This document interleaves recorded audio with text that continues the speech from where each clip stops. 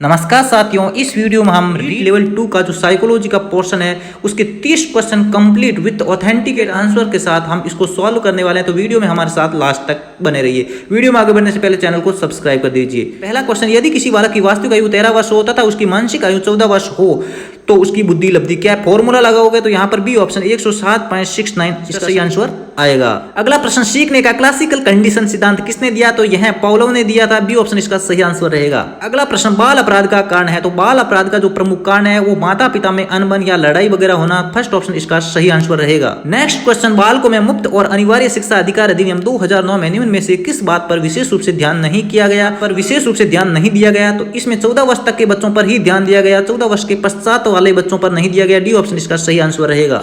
अगला प्रश्न, निम्न में से कौन सा चरण शोध को क्रियात्मक अनुसंधान बनाता है? तो यहाँ पर इसका जो बी ऑप्शन है प्रोग्राम का क्रियान्वयन एवं मूल्यांकन इसका सही आंसर रहेगा।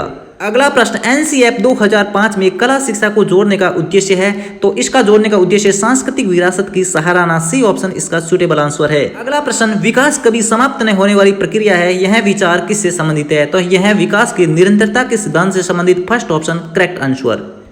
अगला प्रश्न, निम्नलिखित में से कौन सा बुद्धि का घटक नहीं है? तो बुद्धि में तार्किक चिंतन, स्मृति एवं व्यवसायिक रुचियां होती है। डी ऑप्शन अनुभवों से सीखना इसके अंतर्गत इंक्लूडेड नहीं है। डी ऑप्शन इसका सही आंसर रहेगा। अगला प्रश्न, निम्नलिखित में से बालक की कौन सी प्रक्रिया मनोगत्यात्मक नहीं है? तो पहला ऑप्शन इसका सही आंसर है। अगला प्रश्न, व्यक्तित्व को मापने के लिए जो 16 P प्रश्नावली है किसने दी? यह प्रश्नावली सी ऑप्शन कैटल ने दी थी। अगला प्रश्न, निम्नलिखित में से कौन सी विशेषता प्रतिभाशाली विद्यार्थियों या फिर शिक्षार्थियों की है? तो यह पहला ऑप्शन, कक्षा की जो गतिविधियां अधिक चुनौतीपूर्ण नहीं होती है उससे वे कम प्रेरित होते हैं, उब जाते हैं। फर्स्ट ऑप्शन इसका सूटेबल आंसर रहेगा। विशेष आवश्यकता वाले बच्चों को शामिल किया जाना चाहिए तो यहाँ पर सी ऑप्शन शिक्षण के प्रति दृष्टिकोण, विषय वस्तु और धारणा परिवर्तन की अपेक्षा रखता है, यही इसके संदर्भ में विशेष रूप से सूटेबल आंसर रहेगा।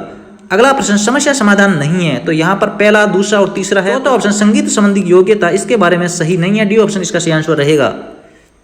अगला प्रश्न, प्रासंगिक अंतर्बोध प्रशिक्षण व्यक्तित्व को मापने की एक प्रेक्षपीय विधि है तो सी ऑप्शन इसका सूटेबल और सही आंसर रहेगा। अगला जो प्रश्न है, निम्नलिखित में से कौन सा सृजनात्मकता की ओर ले जाता है? तो यहाँ अपसारी जो चिंतन होती है, मौलिक चिंतन होता है वो सृजनात्मकता से संबंधित है। सी ऑप्शन इसका सूटेबल आंसर है। अगला प्रश्न, बाल केंद्रित शिक्षण विधि का अर्थ है तो बाल केंद्रित शिक्षण विधि वह विधि होती है जिसमें बच्चों को अभिव्यक्ति और उसकी भूमिका को सक्रिय महत्व देता है तो डी ऑप्शन इसका सूटेबल आंसर रहेगा।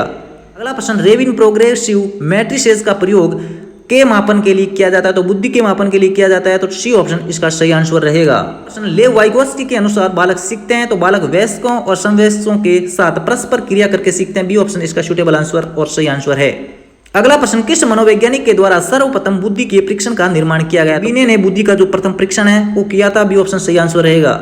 अगला प्रश्न, एक शिक्षक द्वारा प्रतिभाशाली बालकों के उत्थान हेतु कौन सा प्रयास किया जाएगा? तो यहाँ पर जो प्रयास किया जाएगा वह किया जाएगा विशिष्ट कक्षा और प्रोत्साहन। बी ऑप्शन सही आंसर रहेगा। अगला प्रश्न, शिक्षा के अधिकार अधिनियम 2019 में शिक्षक के लिए प्रति सप्ताह न्यूनतम जो वर्किंग आवर्स होते हैं उसकी संख्या क्या है? तो 45 का सही आंसर रहेगा।